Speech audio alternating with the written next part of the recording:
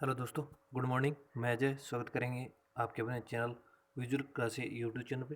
शुरू करेंगे 12 मई current affair video. आगे बढ़ने से पहले वीडियो को लाइक कर दें, ज़्यादा से ज़्यादा दोस्तों के साथ शेयर कर दें। अगर नए हैं तो सब्सक्राइब भी कर लेंगे, बेल आइकन जरूर प्रेस कर दें ताकि हर नए वीडियो की जो नोटिफिकेशन है सबसे पहले मिले। शुरू करें क्वेश्चन एक के साथ। क्वेश्चन एक है, मनोहर पर्रिकर रक्षा अध्ययन और विश्लेषण संस्थान की पहली बार आभासी कार्यकारी परिषद की बैठक की अध्यक्षता किसने की? तो किसने की होगी? रक्षा मंत्री ने। रक्षा मंत्री राजनाथ सिंह ने इसकी अध्यक्षता की। मनोहर पर्रिकर रक्षा अध्ययन और विश्लेषण संस्थान की 165वीं और पहली बार आभासी कार्यकारी परिषद की बैठक की अध्यक्षता रक्षा मंत्री राजनाथ सिंह ने की। MPIDSA उन संस्थानों में शामिल है जो पहले फिर से खुल गए हैं, जबकि प्रतिबंध उचित सुरक्षा उपाय और सामाजिक दूरी करने के दिशा निर्देशों के पालन में थे।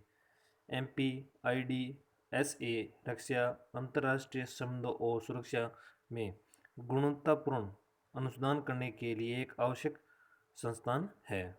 आगे देखें लास्ट जगह जो रिवीजन है वो क्वेश्चन एक के साथ। क्वेश्चन एक है, किस राज्य सरकार ने निवेशकों को जो है आकर्षित करने और अर्थव्यवस्था को पुनर्जीवित करने के लिए जो 3 साल के लिए श्रम कानून को निलंबित कर दिया है? तो किस सरकार ने किया है? वो किया उत्तर प्रदेश सरकार ने। दूसरा है, किस संस्थान को PPE की परीक्षण और प्रमाणन का जो काम है सौंपा गया है? तो वह परमाणु चिकित्सा और संवर्धन विज्ञान संस्थान को। 3 नंबर है, भारत को कोयला निर्यात करने के लिए कौन सा देश भारत के साथ समझौता ज्ञापन पर हस्ताक्षर करेगा? तो वह रूस। 4 है, किस देश ने लॉन्ग मार्च 5B जो रॉकेट है लॉन्च किया है? तो वो किया चीन ने। अगला है, विश्व थैलेसीमिया दिवस कब मनाया जाता है? तो मनाया जाता है 8 मई को। अगला है, किस राज्य ने अपने मुख्यमंत्री युवा योग योजना के तहत छात्रवृत्ति जो है पोर्टल लॉन्च किया है? तो वह त्रिपुरा राज्य ने। क्वेश्चन 7 है रिवीजन का, किस संस्थान ने सेंटर ऑफ एक्सीलेंस स्थापित करने के लिए कायर बोर्ड के साथ एक समझौता जो ज्ञापन है उस पर हस्ताक्षर किए हैं? तो किए IIT मद्रास ने। किसने किए? IIT मद्रास ने इस पर हस्ताक्षर किए हैं। आज का क्वेश्चन 2 देखेंगे, कोविड-19 के लिए मोनोक्लोनल एंटीबॉडी विकसित करने के लिए कौन सा संगठन जिम्मेदार होगा? कौन सा होगा? तो होगा भारत बायोटेक इंटरनेशनल लिमिटेड। वाणिज्य के जो है भागीदार होगा और उन्नत होने वाले मोनोक्लोनल एंटीबॉडी के भविष्य के विकास और व्यवसायीकरण के लिए जिम्मेदार होगा। CSIR ने रोगियों में SARS कोविड-2 वायरस को बेअसर करने के लिए मानव मोनोक्लोनल एंटीबॉडी के विकास के लिए कई परियोजनाओं को मंजूरी दी है। यह परियोजना एक बहुसंस्थागत और बहु अनुशासनात्मक टीम द्वारा कार्यान्वित की जाएगी और एक चिकित्सकीय रणनीति के रूप में मोनोक्लोनल एंटीबॉडी उत्पन्न होगी।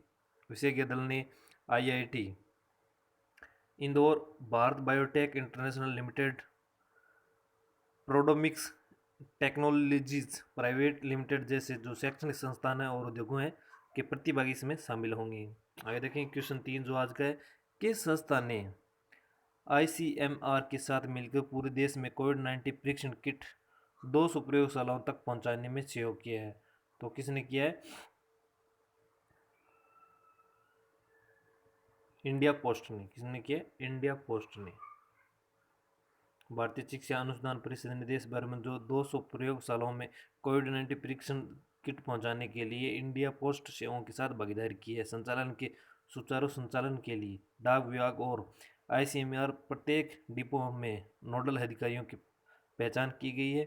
इंडिया पोस्ट पहले ही सूखी बर्फ में पैक इन संस्थानों के अलावा कोलकाता, रांची, जोधपुर, पटना तक खेप पहुंचा चुके हैं। आगे देखें क्वेश्चन 4, विश्व प्रवासी पक्षी दिवस 2020 है, उसका क्या विषय था?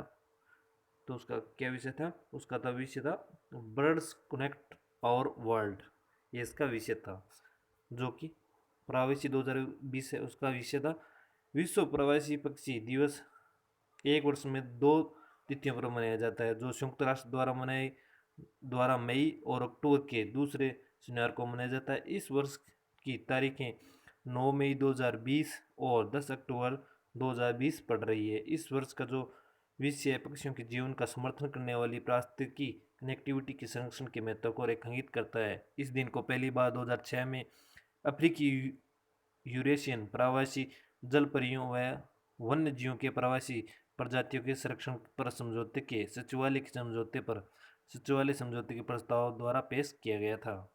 आगे देखें क्वेश्चन 5 है, किस राज्य सरकार ने प्रवासी राहत मित्र पैकेज जो ऐप है लॉन्च किया है? तो वो क्या, उत्तर प्रदेश ने। किसने किया है ये? उत्तर प्रदेश ने ये इसे लॉन्च किया है।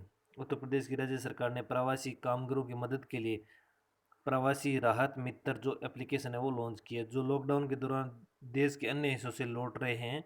ऐप का उद्देश्य श्रमिकों को सरकारी कार्यक्रमों का लाभ प्रदान करना है और आजीविका और रोजगार प्रदान करने के अलावा उनकी कौशल की निगरानी करना है। ऐप को संयुक्त राष्ट्र विकास कार्यक्रम के साथ साझेदारी में राज्य के राजस्व विभाग द्वारा विकसित किया गया है।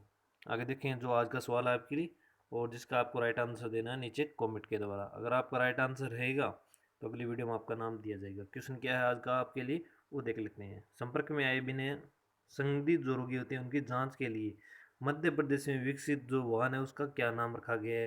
तो क्या नाम रखा गया? ऑप्शन ए है संजीवनी, दूसरा है संजीवनी सेवा, तीसरा है कोविड प्रोटेक्टर और चौथा है कोविड रक्षक। तो क्या नाम रखा गया वो आपको बताना है, ऑप्शन ए, बी, सी या डी में से नीचे कमेंट के द्वारा। आगे देखेंगे क्वेश्चन 6, भारत सरकार के किस विभाग ने पशुपालन स्टार्टअप ग्रेड चैलेंज शुरू किया है? तो किसने शुरू किया है? वो क्या, पशुपालन और डेयरी विभाग ने। पशुपालन और डेयरी विभाग के क्षेत्र में सामने आने वाले मुद्दों और चुनौतियों का सामना करने के लिए अभिनव और व्यावसायिक रूप से अवेयर समाधान खोजने के लिए स्टार्टअप इंडिया के साथ मिलकर पशुपालन और डेयरी विभाग द्वारा पशुपालन स्टार्टअप ग्रैंड चैलेंज शुरू किया गया है। प्रधानमंत्री श्री नरेंद्र मोदी ने 11 सितंबर 2019 को मथुरा में एक जो राष्ट्रीय पशु रोग नियंत्रण कार्यक्रम में चुनौती का शुभारंभ किया था। स्टार्टअप इंडिया की वेबसाइट 11 सितंबर 2019 से 15 नवंबर 2019 तक स्टार्टअप एप्स के आवेदन स्वीकार किए गए थे। आगे देखें क्वेश्चन 7, कौन सी कंपनी ने भारतीय वायुसेना के 27 हवाई क्षेत्रों के आधुनिकीकरण के लिए रक्षा मंत्रालय के साथ एक अनुबंध पर हस्ताक्षर किए हैं? तो है टाटा पावर SED के साथ। Tata power static engineering division ने 8 मई 2020 को रक्षा मंत्रालय के साथ एक अनुबंध पर हस्ताक्षर किए। इस ओहदे पर 1200 करोड़ रुपए की लागत से भारतीय नौसेना, भारतीय वायुसेना, रक्षक तट बल के 37 वायु क्षेत्रों के बुनियादी ढांचे के आधुनिकीकरण के लिए करार किया है। इस परियोजना का आधुनिकीकरण एयरफील्ड इंफ्रास्ट्रक्चर के दूसरे चरण के तहत किया जा रहा है। दूसरे चरण में आधुनिक एयरफील्ड उपकरणों की स्थापना और मशीनी कमीशनिंग जैसे कि किट टू इंस्ट्रूमेंट लैंडिंग सिस्टम और एयरफील्ड लाइटिंग इस सिस्टम इसमें शामिल है। आगे देखिए क्वेश्चन 8 है, किस राज्य ने स्टार्टअप की मदद के लिए 100 करोड़ का फंड बनाया है? तो किसने बनाया है? वह गुजरात ने। गुजरात राज्य सरकार ने स्टार्टअप के लिए 100 करोड़ रुपए का फंड स्थापित किया है जो अपने ज्ञान और विशेषज्ञता के साथ कोविड-19 महामारी का मुकाबला करने में मदद करेगा। परियोजनाओं के लिए KPMG निगरानी, PPE किट, संगरोधक कल्याण, N95 मास्क और संपर्क अनुरेक्षण में प्रौद्योगिकी अनुप्रयोग के लिए एक ज्ञान और समर्थन भागीदारी के रूप में शामिल हो गया है। पहले से ही 31 से अधिक स्टार्टअप फंड द्वारा समर्थित है। आगे देखें पिछली वीडियो का क्वेश्चन और सही जवाब देने वाले विजेताओं के नाम। क्वेश्चन क्या है? क्वेश्चन है कि किस फर्म ने फोन को छुए बिना जो लेन देन और बैलेंस का उपयोग करने के लिए वॉइस आधारित ऐप लॉन्च किया? तो किसने किया है? वो किया भारत ऐप ने। किसने किया है? भारत ऐप ने। और सही जवाब दिए उनके नाम है निर्भया सिंह। आपको हार्दिक हार्दिक बधाई हो निर्भया सिंह जी, और मिलेंगे अगली वीडियो में। तब तक मस्त रहें, स्वस्थ रहें और सुरक्षित रहें।